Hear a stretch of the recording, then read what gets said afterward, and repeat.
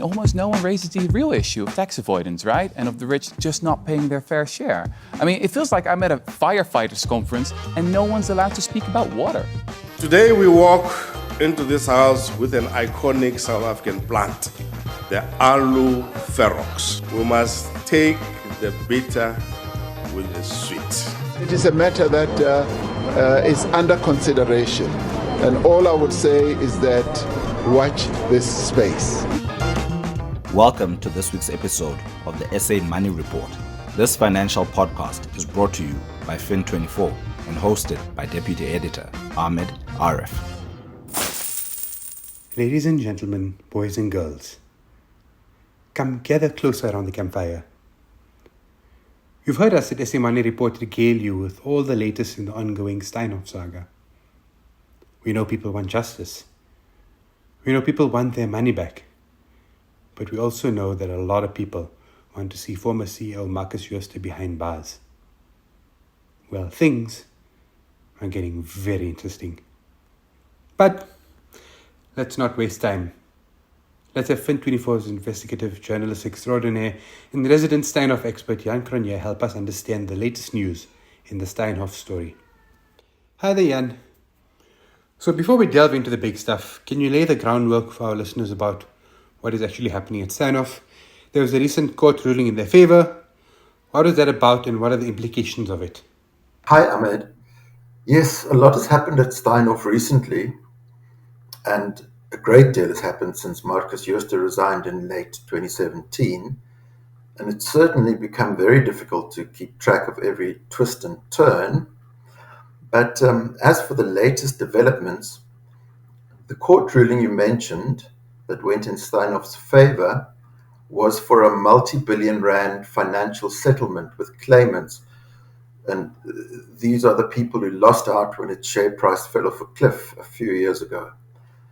Now, Steinhoff wanted to put all the court cases and legal challenges that sprang up from the accounting scandal behind it, and it did so by gathering together everyone that was suing it or threatening to sue it into a single process. And it offered them round about 25 billion to drop their court cases. Now that 25 billion, Ahmed, that's going to be split between thousands, possibly tens of thousands of claimants who've been divided into different classes according to the strength of their claims. But in any case, Steinhoff was successful and the claimants voted for the settlement and a court approved it.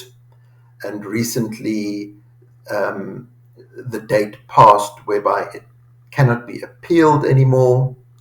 So the payouts can now start, Ahmed, although we don't have details yet on who will get what and when. We've spoken about this previously, Jan, but could you remind our listeners who is Malcolm King and why is Steinhoff pursuing him in the UK? I mean, Malcolm King is a British businessman and a business partner of Markus Jooste. Now, Steinhoff claims that he and Jooste conspired in what it has described as a fraudulent scheme to move about 1.6 billion out of Steinhoff via what it says are sham loans. And it's brought a civil court action against King, his son Nicholas King, and their company called Formal Holdings in the UK. Now, King has denied this, and while he says, yes, indeed, he does know Jooste, and, you know, they did some business together, he wasn't involved in any fraud, and anyway, can't be held responsible for anything that happened at Steinhoff, which he doesn't know anything about because he was never an employee there. So that is essentially King's take on Steinhoff's court action. Jan, now on to the big thing.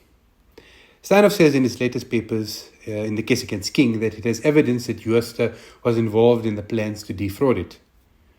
What is this evidence and what does it show? So, Steinhoff says it has emails, and it has in fact published extracts from half a dozen of them, showing that Jooste and King were part of this fraud that it is claiming. Steinhoff says these mails show that Jooste directed that funds be paid from companies in the Steinhoff stable as fake loans or sham loans to intermediary companies, and finally onto the company Formal that is owned by King. And according to Steinhoff, at least, other emails then show that Jooste helped direct how these funds should be paid on, firstly from Steinhoff to the second company and then to King's company. Now, Jooste was not officially involved in these other two companies. Obviously, he was the CEO of Steinhoff, but he did not have an official position at this intermediary company called Viehag, which is registered in Switzerland, and at King's company. So what Steinhoff is trying to prove, Ahmed, is that Jooste oversaw how funds would be sent out of Steinhoff to these third parties, kind of as the mind behind this whole fraudulent scheme. And as to what happened to the money, that's not really clear from the court docs, at least the ones I've seen, but Steinhoff says it wants it back. We must say here that the full emails have not been released, meaning that in theory at least, savvy lawyers may be able to argue that the extracts quoted in the court papers were taken out of context or misinterpreted or what have you. And Ahmed Jooste himself has not responded because he's not involved in the case. At least he's not been cited as a defendant, meaning he has not yet had to plead or give his version of events. So we don't know what his reaction is. But in the past, he has denied any wrongdoing related to his tenure as Steinhoff CEO. Jan, you mentioned this previously, but let's delve into this a bit deeper. What are the King's defense in all of these? Yeah, so the Kings, Ahmed, are essentially saying that the loans that Steinhoff is describing as sham or fake loans were legitimate loans governed by real contracts that are legally binding.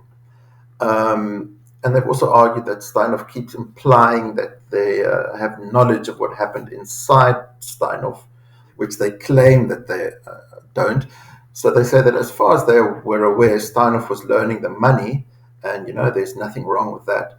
As for the actual extracts from the emails, they have not specifically replied to Steinhoff's latest court papers. In a court case, one party says something, the other party replies, then the first party then, replies to that, and it's a whole process.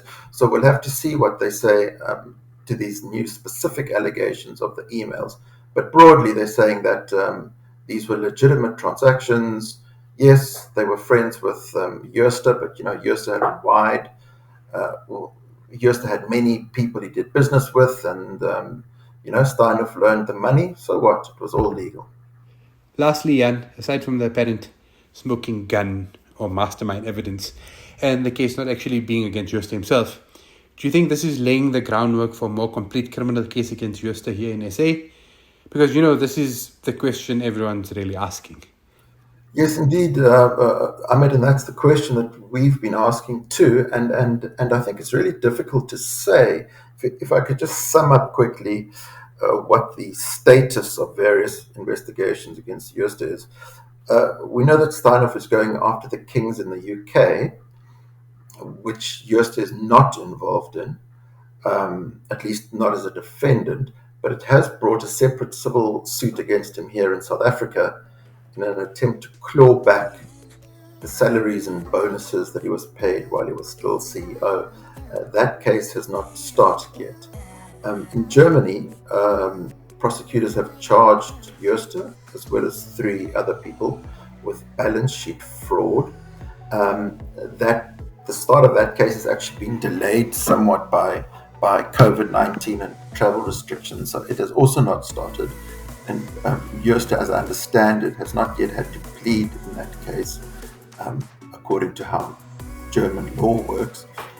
As for the Hawks, we know that they have been and are still investigating Steinhoff here in South Africa, but they have not announced any charges yet against anyone. So, Ahmed, I think what is lying ahead of us is years and years of court cases, litigation here in the UK, in Germany, and until there's some kind of resolution, unfortunately, for people that want to see, this move forward more quickly, I don't think at the moment, at least, there's much chance of that. That brings our show to an end. The music in this episode is courtesy of Getty Images and Epidemic Sound. This installment was produced with the help of always amazing Kayleen Morgan. Thank you for listening.